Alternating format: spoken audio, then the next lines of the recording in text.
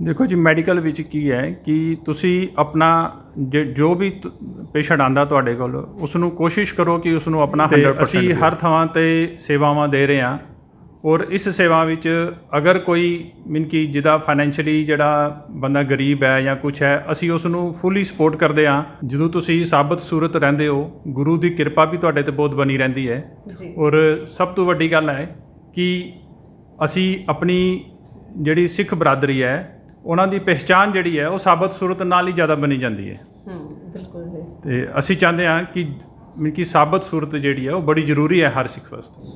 वाहिगुरू जी का खालसा वाहिगुरू जी की फतेह। एक बाणी चैनल वेखण वाले सारे दर्शकों नूं जी आयां नूं।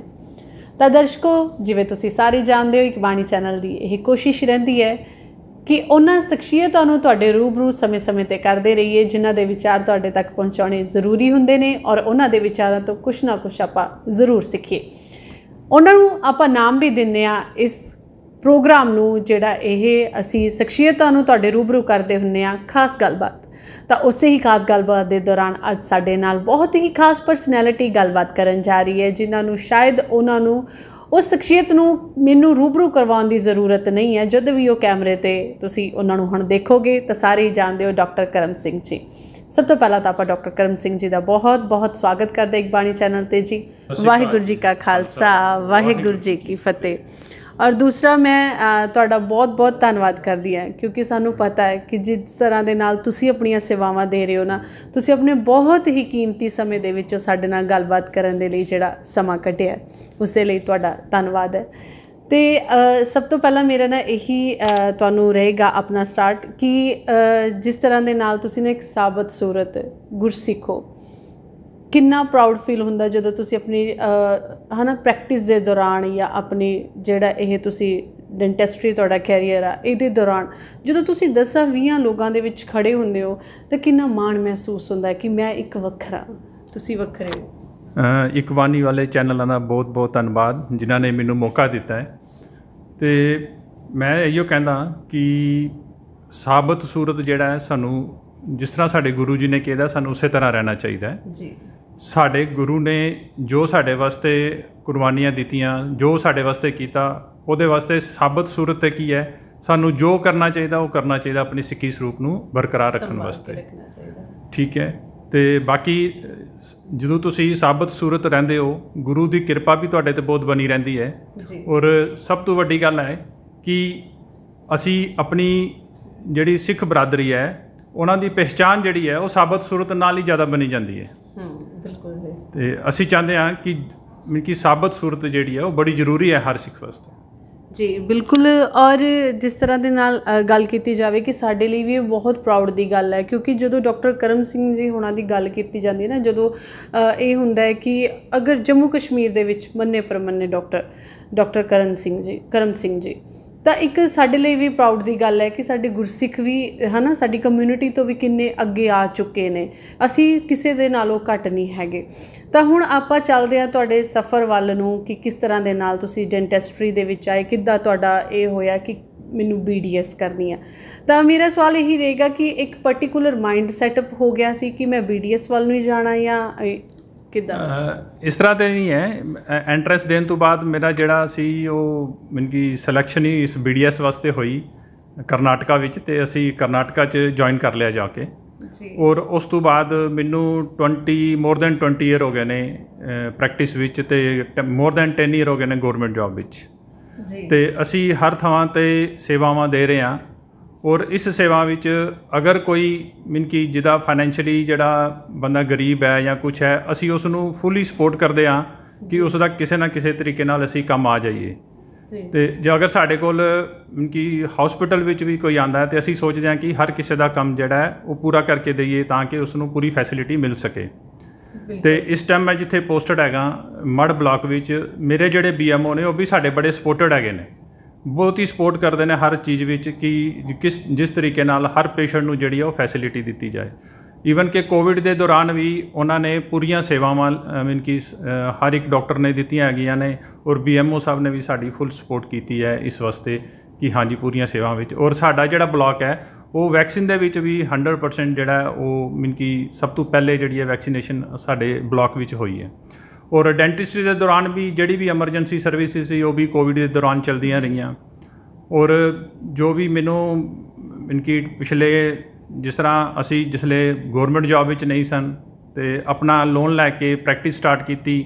ਪ੍ਰੈਕਟਿਸ ਸਟਾਰਟ ਜਿਹੜਾ ਪ੍ਰਾਈਮ ਮਿਨਿਸਟਰ ਰੋਜ਼ਗਾਰ ਯੋਜਨਾ ਉਹਦੇ 'ਤੇ 1.5 ਲੱਖ ਦਾ ਲੋਨ ਮਿਲਦਾ ਸੀ, ਉਸ ਤੋਂ ਅਸੀਂ ਪ੍ਰੈਕਟਿਸ ਸਟਾਰਟ ਕੀਤੀ। ਧੀਰੇ ਧੀਰੇ ਅਸੀਂ ਆਪਣੇ ਆਪ ਨੂੰ ਇਸਟੈਬਲਿਸ਼ ਕਰਨ ਦੀ ਕੋਸ਼ਿਸ਼ ਕੀਤੀ ਔਰ ਮੋਰ ਦੈਨ 10 ਈਅਰ ਤੋਂ ਅਸੀਂ 20 ਈਅਰ ਤੋਂ ਪ੍ਰੈਕਟਿਸ ਕਰ ਰਹੇ ਹਾਂ। ਔਰ ਮੈਂ ਇਹੀਓ ਗੱਲ ਕਹਿਣਾ ਚਾਹੁੰਦਾ ਵੀ ਜਿਹੜੇ ਵੀ ਨਵੇਂ BDS ਵਾਲੇ ਹੈਗੇ ਨੇ, ਜਿਹੜੇ ਵੀ BDS ਕਰਕੇ ਆ ਰਹੇ ਨੇ, ਤੁਸੀਂ ਪ੍ਰੋਫੈਸ਼ਨ ਛੱਡੋ ਨਾ। ਇਹ ਬਹੁਤ ਅੱਛਾ ਪ੍ਰੋਫੈਸ਼ਨ ਹੈ। ਤੁਸੀਂ ਇਸੇ ਪ੍ਰੋਫੈਸ਼ਨ ਵਿੱਚ ਆਪਣੀ ਇੱਜ਼ਤ, ਆਪਣੀ ਰਿਸਪੈਕਟ ਔਰ ਆਪਣਾ ਫਾਈਨੈਂਸ਼ੀਅਲੀ ਵੀ ਬਹੁਤ ਅੱਛਾ ਕਰ ਸਕਦੇ ਹੋ ਤੁਸੀਂ ਇਸ ਵਿੱਚ। ਬਿਲਕੁਲ। ਔਰ ਜਿਵੇਂ ਮੇਰਾ ਇਹੀ ਸਵਾਲ ਹੋਣਾ ਸੀਗਾ ਕਿ ਜਿਵੇਂ ਆਪਾਂ ਦੇਖਦੇ ਆ ਕਿ ਹੈ ਨਾ ਕਾਫੀ ਸਾਰੇ ਬੱਚੇ ਨੇ ਜਿਹੜੇ ਡੈਂਟਿਸਟਰੀ ਵੱਲ ਨੂੰ ਆਉਂਦੇ ਤਾਂ ਹੈਗੇ, BDS ਕਰਦੇ ਵੀ ਨੇ, ਬਾਹਰ ਜਾ ਕੇ ਵੀ, ਹੈ ਨਾ। ਅਤੇ ਲੇਕਿਨ ਨਾ ਕਈ ਕਾਰਨ ਦੇ ਕਰਕੇ ਬੱਚਿਆਂ ਨੂੰ ਇਹ ਲੱਗਦਾ ਹੁੰਦਾ ਹੈ ਕਿ ਸ਼ਾਇਦ ਨਾ ਇਹਦੇ ਵਿੱਚ ਸਾਨੂੰ ਜ਼ਿਆਦਾ ਹਾਰਡ ਵਰਕ ਕਰਨਾ ਪਏਗਾ, ਸਟਰਗਲ ਜ਼ਿਆਦਾ ਕਰਨਾ ਪਏਗਾ। ਕਿਆ ਤੁਸੀਂ ਵੀ ਇਹ ਸਮਝਦੇ ਹੋ ਕਿ ਇਹਦੇ ਵਿੱਚ ਸਟਰਗਲ ਜ਼ਿਆਦਾ ਹੈ? ਨਹੀਂ, ਐਸਾ ਕੁਛ ਨਹੀਂ ਹੈ। ਜਿਹੜਾ ਵੀ ਤੁਸੀਂ ਕੰਮ ਕਰੋ, ਸਟਰਗਲ ਤਾਂ ਹਰ ਕੰਮ ਵਿੱਚ ਹੈ ਜੀ। ਮਤਲਬ ਕਿ ਅਸੀਂ ਇਹ ਨਹੀਂ ਸੋਚਦੇ ਕਿ ਅਸੀਂ ਸਿਰਫ ਦੇਖਦੇ ਹਾਂ ਕਿ ਹਾਂਜੀ BDS ਵਿੱਚ ਕਰਨ ਤੋਂ ਬਾਅਦ ਬੜਾ ਸਟਰਗਲ ਹੈ ਜੀ। ਹਰ ਕੰਮ ਵਿੱਚ ਬੜਾ ਸਟਰਗਲ ਹੈ। ਜੋ ਵੀ ਅੱਜ ਲੋਕ ਉੱਪਰ ਪੁੱਜੇ ਦੇ ਨੇ ਜਾਂ ਬੜੇ ਮਤਲਬ ਕਿ ਜਿਨ੍ਹਾਂ ਨੇ ਮੁਕਾਮ ਹਾਸਲ ਕੀਤੇ ਨੇ, ਜਿਨ੍ਹਾਂ ਨੇ ਲਾਈਫ ਵਿੱਚ ਸਕਸੈਸ ਹਾਸਲ ਕੀਤੀ ਹੈ, ਉਹਨਾਂ ਨੇ ਹਾਰਡ ਵਰਕ ਕੀਤਾ ਹੀ ਹੈ, ਚਾਹੇ ਉਹ ਕਿਸੇ ਵੀ ਪ੍ਰੋਫੈਸ਼ਨ ਵਿੱਚ ਨੇ। ਉਹ ਬਿਨਾਂ ਮਿਹਨਤ ਤੋਂ ਤੁਹਾਨੂੰ ਕੁਛ ਵੀ ਜ਼ਿੰਦਗੀ 'ਚ ਅਚੀਵ ਨਹੀਂ ਕਰ ਸਕਦੇ ਹੋ। ਔਰ ਮਿਹਨਤ ਹੀ ਇੱਕ ਸਿੱਧਾ ਤਰੀਕਾ ਹੈ ਕਿ ਮਿਹਨਤ ਕਰੋ। ਮੈਂ ਤਾਂ ਕਹਿੰਦਾ ਕਿ ਅਗਰ ਤੁਹਾਡੇ ਕੋਲ ਕੁਛ ਵੀ ਕਰਕੇ ਆਪਣਾ ਕਲੀਨਿਕ ਖੋਲ੍ਹ ਕੇ ਤੁਸੀਂ ਆਪਣੀ ਰੋਟੀ ਰੋਜੀ ਅੱਛੀ ਕਮਾ ਸਕਦੇ ਹੋ। ਤਾਂ ਡਾਕਟਰ ਸਾਹਿਬ, ਜਿੱਦਾਂ ਤੁਸੀਂ ਦੱਸਿਆ ਕਿ ਇੰਨੇ ਸਾਲ ਹੋ ਗਏ ਨਾ ਤੁਹਾਨੂੰ ਪ੍ਰੈਕਟਿਸ ਚੱਲ ਰਹੀ ਹੈ ਤੁਹਾਡੀ, ਤਾਂ ਕਿਆ ਡੈਂਟਿਸਟਰੀ ਵਿੱਚ ਅਜਿਹਾ ਹੁੰਦਾ ਹੈ ਕਿ ਤੁਸੀਂ ਨਾਲ ਆਪਣੀ ਜੋਬ ਵੀ ਕਰ ਰਹੇ ਹੋ ਅਤੇ ਨਾਲ ਤੁਹਾਡੀ ਪ੍ਰੈਕਟਿਸ ਕੰਟੀਨਿਊ ਰਹਿੰਦੀ ਹੈ? ਹਾਂਜੀ, ਤੁਹਾਨੂੰ ਪਾਰਟ ਟਾਈਮ ਆਪਣਾ ਜਿਹੜਾ ਹੈ ਉਹ ਪ੍ਰੈਕਟਿਸ 'ਤੇ ਧਿਆਨ ਦੇਣਾ ਪੈਂਦਾ ਹੈ। ਤੁਸੀਂ ਮਤਲਬ ਕਿ ਸਿਰਫ ਈਵਨਿੰਗ ਆਵਰ ਵਿੱਚ ਹੀ ਥੋੜ੍ਹਾ ਕੰਮ ਕਰ ਸਕਦੇ ਹੋ, ਲੇਕਿਨ ਬਾਕੀ ਤਾਂ ਜਿਹੜਾ ਸਾਡਾ ਡਿਊਟੀ ਆਵਰਸ ਹੈ 10 to 4:30, ਉਹ ਤਾਂ ਤੁਹਾਨੂੰ ਆਪਣੀ ਡਿਊਟੀ 'ਤੇ ਜਾਣਾ ਪੈਂਦਾ ਹੈ ਜੀ। ਤਾਂ ਡਾਕਟਰ ਸਾਹਿਬ, ਜੇਕਰ ਗੱਲ ਕੀਤੀ ਜਾਵੇ ਕਿ ਜਦੋਂ ਵੀ ਤੁਹਾਡੇ ਪੇਸ਼ੈਂਟ ਨੇ, ਜਦੋਂ ਮੈਂ ਵੀ ਅਕਸਰ ਅਸੀਂ ਸੁਣਦੇ ਰਹਿੰਦੇ ਹਾਂ ਕਿ ਡਾਕਟਰ ਕਰਮ ਸਿੰਘ ਜੀ, ਉਹ ਸਾਨੂੰ ਪਤਾ ਹੈ ਕਿ ਇਲਾਜ ਉਹਨਾਂ ਦਾ ਬਹੁਤ ਅੱਛਾ ਵਧੀਆ ਤਰੀਕੇ ਦੇ ਨਾਲ ਕਰਦੇ ਹੋ, ਤਾਂ ਕੀ ਸ਼ੁਰੂ ਤੋਂ ਇਹੀ ਸੋਚ ਲੈ ਕੇ ਚੱਲਦੇ ਸੀਗੇ ਕਿ ਮਤਲਬ ਇੱਕ ਹੁੰਦਾ ਨਾ ਕਿ ਇੱਕ ਨਾਮ ਵੀ ਬਣਾ ਲੈਣਾ ਹੈ ਨਾ ਆਪਣੀ ਪ੍ਰੋਫੈਸ਼ਨ ਦੇ ਵਿੱਚ, ਤਾਂ ਕਿੰਨਾ ਹੁਣ ਆਪਣੇ ਆਪ ਨੂੰ ਹੁੰਦਾ ਹੈ ਕਿ ਆਪਣਾ 100% ਤੁਸੀਂ ਇਸ ਦੇ ਵਿੱਚ ਦਿੰਦੇ ਹੋ?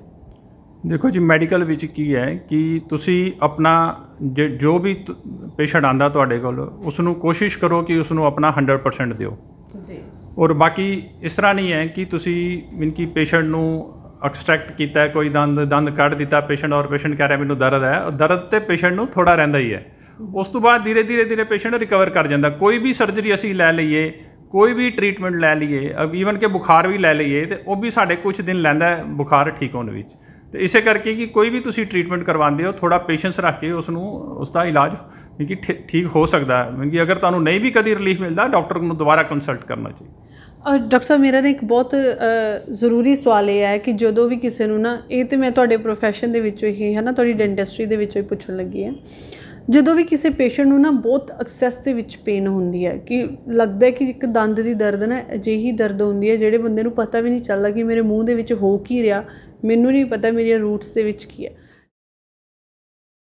ਕਿਉਂਕਿ ਸਾਨੂੰ ਪਤਾ ਅੱਜ ਕੱਲ੍ਹ ਦੰਦਾਂ ਦਾ ਕੈਂਸਰ ਹੈ ਜਿਹੜਾ, ਉਹ ਵੀ ਕਾਫੀ ਜ਼ਿਆਦਾ ਹੈ ਨਾ, ਕਿ ਉਹਨਾਂ ਨੂੰ ਕਿ ਕੈਂਸਰ ਦਾ ਕੁਛ ਹੈ ਦੰਦ ਦੇ ਦਰਦ ਦੇ ਨਾਲ ਕੋਈ?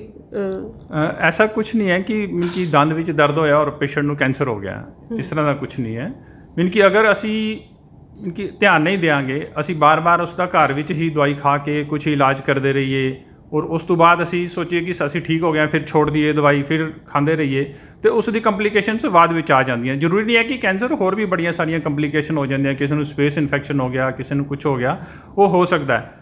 ਆਪਣੇ ਜਿਹੜੇ ਕੈਂਸਰ ਜਿਹੜਾ ਬਣਨ ਦਾ ਜ਼ਿਆਦਾ ਚਾਂਸਸ ਹੈ, ਉਹ ਗੁਟਕਾ, ਤੰਬਾਕੂ ਜਿਹੜੇ ਲੋਕ ਖਾਂਦੇ ਨੇ, ਉਹਨਾਂ ਨਾਲ ਜ਼ਿਆਦਾ ਚਾਂਸਸ ਹੋ ਜਾਂਦੇ ਨੇ ਮੀਨ ਕਿ ਮੂੰਹ ਦਾ ਕੈਂਸਰ ਹੋਣ ਵਾਸਤੇ।